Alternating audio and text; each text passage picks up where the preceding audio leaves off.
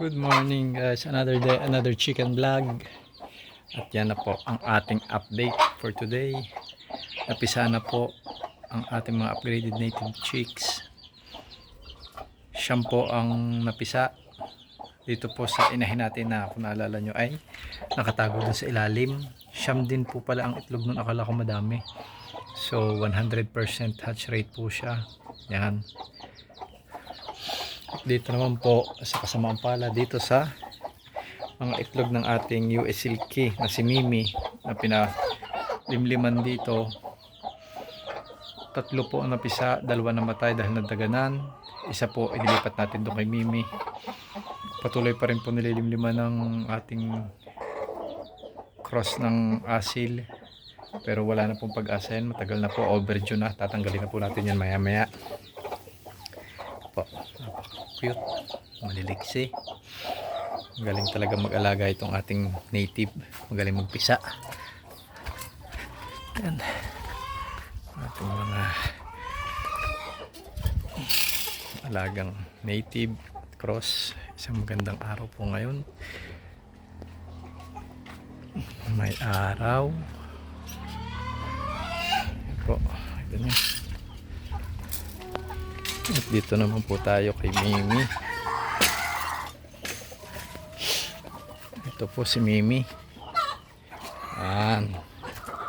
Ito na po si Mimi. May dalawa po siyang sisiw. In total po ay 14 ang kanyang sisiw. Bali 4 ang napisa, 2 namatay. Tapos isang di nakalabas. Yan, 2 na buhay. Doon po sa isa nating palimlim sa native, naka-4 pong palit yung inahin na naglilimlim, kaya po siguro nagka-problema sa ating pagpapapisa. Pero okay na rin po yan at meron po tayong silky na sisiw. Yan po, dito po si Pipay, pinalimliman ko din po yan. Itlog din po ni Mimi. Bali 3 po sila nung una, is namatay yung isang kulay blue. Bali in total po ng itlog ay 20. Ang nabuhay lang po ay 5. Dahil meron pa din po tayo ditong isa, yun na medyo malaki na, 1 buwan na po yung mahigit. Bali tatlong batch po yun, 4. At dito naman po tayo sa ating si Choco. Ito po si Choco, naglilimlim na po yan. Siguro mga 1 linggo pa makakapisa na yan rin yan. Kaso sa 11 niyang itlog, 7 na po natira, nababasag niya eh, dahil sa lupa lang po siya naglimlim. Ito naman po ang ating pro na US Silky. Pinalabas muna natin dahil maganda ang panahon at inayos natin yung kanyang kulungan. Ito naman po yung ating mga Indio Gigante na hen. Ito 5 months, ito magpa 5 months pa lang. Yan, lagi po sila nasa kulungan, baka po sila ay mapilay dahil lagi sila naka yup lang. At ito po, ayan, padami po dito yung sisiw ng kapitbahay, yung manok ng kapitbahay. Yan po, dito na po sila nanginginain. At ito naman po si Napipay. Yan, si Marsa, si Pipay. Lilinisan po natin yan ngayon dahil sobra na pong balahibo. Yan po, baka magkasakit na sila. Atin pong lilinisan yan.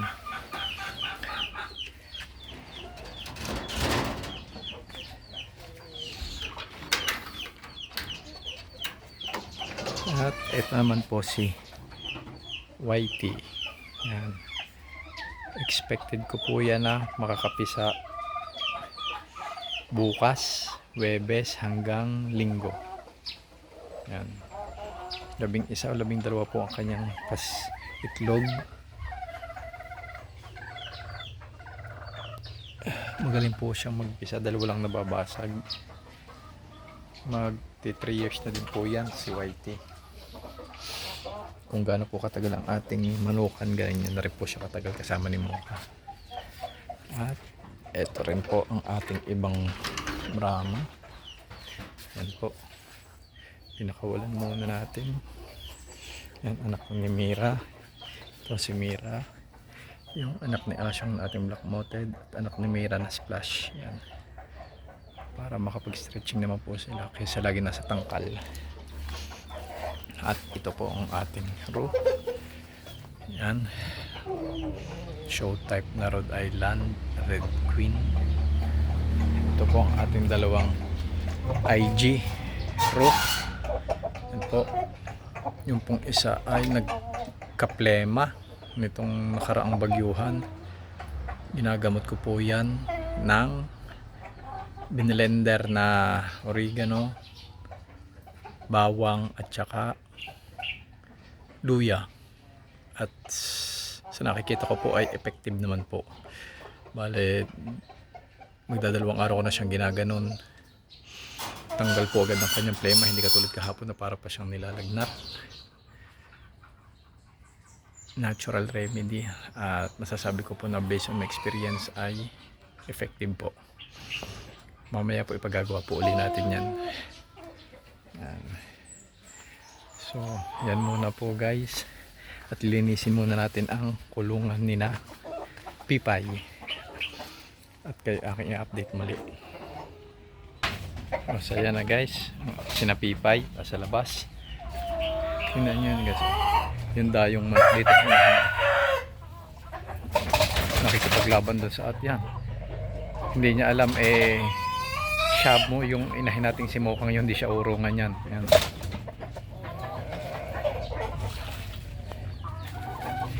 Yun ang mga sisiw na pitbahay. Ito na guys ang kulungan. Nalinis na natin yan, although hindi totally, basta naalis natin yung mga ipot-ipot at saka yung mga balabalahibo. Mamaya papasok na natin sa Pipay, pero pagagalain muna natin dahil matagal sila nakakulong, para makaranas muna sila ng fresh air at saka ng mga damo yan. Kumakain sila. Hulihin ko ito mamaya, babalik ko sa kabila o isasama ko doon sa mga native natin. Ayan guys, ating guyabano. The place na itong natumba guys, oh. Buti na lang may tali, walang tigil ang ulan. Yan, isa pa nating IG. Ito na mga unahin, si Makoy.